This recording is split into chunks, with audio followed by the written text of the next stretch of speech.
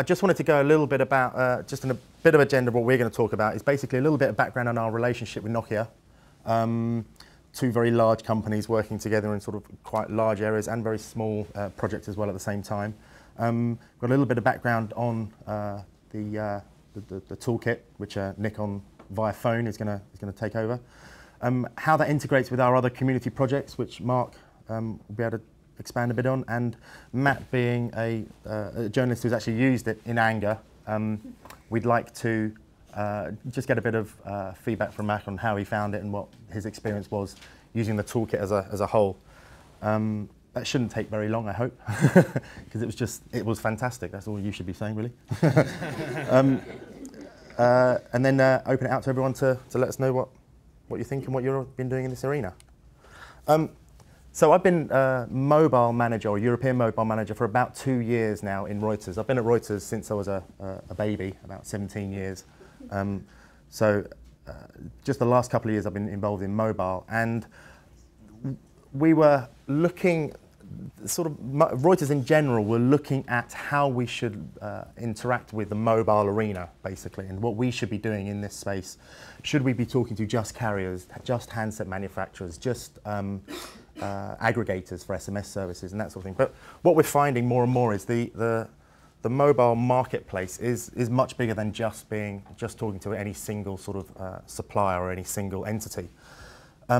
So in conjunction with talking to people like Vodafone and TIM in Italy, we are looking at other ways to get into the mobile arena and see what we can do.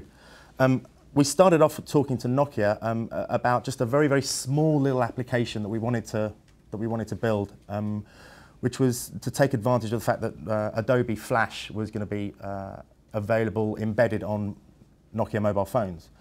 We created a very small, very simple application, simply just to show that these two very large corporations can actually work together. I like to think of these as, it's a bit of like a soap opera, really. You have a lot of small projects going along, a lot of subplots going along with a large organisation. You have the much larger plots as well, and then you have the large overarching plot like Mojo, like the journalist toolkit. We've been told we're not allowed to call it Mojo, so if I keep saying Mojo, Mark can kick me under the table or something, but the MJT, to coin a nice acronym there. Nice. The MJT, yeah, much nicer, much nicer.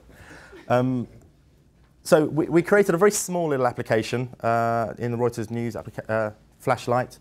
It became a very, very quick, a very good sort of way for us to get our news out onto the Nokia E-series devices, which is their sort of BlackBerry killers or their enterprise type devices. It's pre-installed on anything that Nokia sell directly, and we're in negotiations with all the carriers when Nokia sell their phones through other portals. We then moved on to a sort of larger project, which was basically putting our video in the Nokia Video Center. So if anybody's seen a Nokia N95 and any of their new N-series devices, they pre-install the video center and you can access Reuters video. We are actually the exclusive video provider at the moment for the Nokia Video Center. So this was another project that sort of over dovetailed, and what happened was Nokia and us got together and sort of said, well, you can now see the sort of breadth and depth of the content that we provide. We also have links to things like our mobile websites, just as a bookmark on Nokia phones, which sort of gave Nokia a view of the type of content that we have.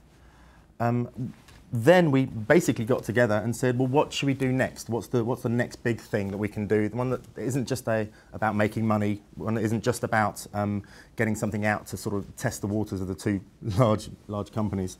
And sort of the mobile journalism toolkit was born. Thank you.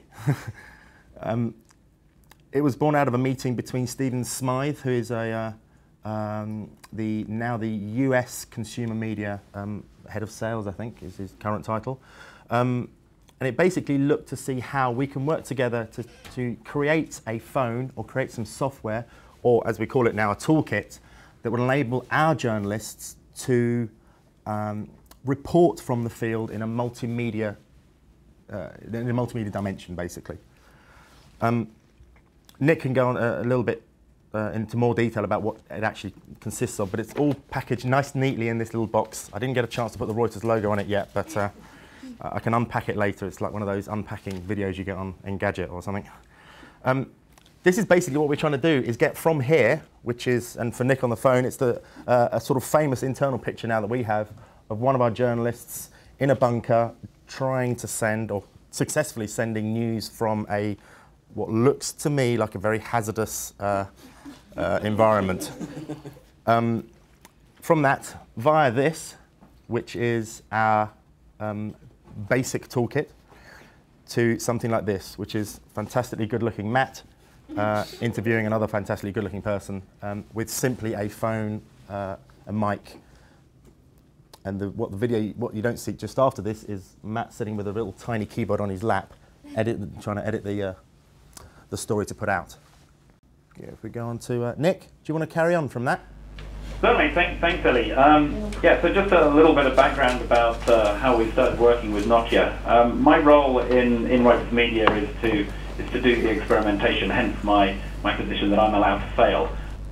So essentially, we publish from the phone the content. It goes into this WordPress platform, and then an editor can sort of either change things, edit things. We haven't really put a video editing process fully in place, but we're looking to do that kind of thing. And then we can publish it through to various output sources. It's an alpha. It's a work in progress. We continue to work with Nokia on it, and as we're doing this project, we're discovering more and more places and ways in which these capabilities can be used. One of the things that's sort of behind us both on this is that we believe that mobile technology is evolving extremely fast, to the extent that we can see a time, probably not that many years out, I'm sure less than 5, maybe even as short as 3 years out, when mobile phones could have HD video capability.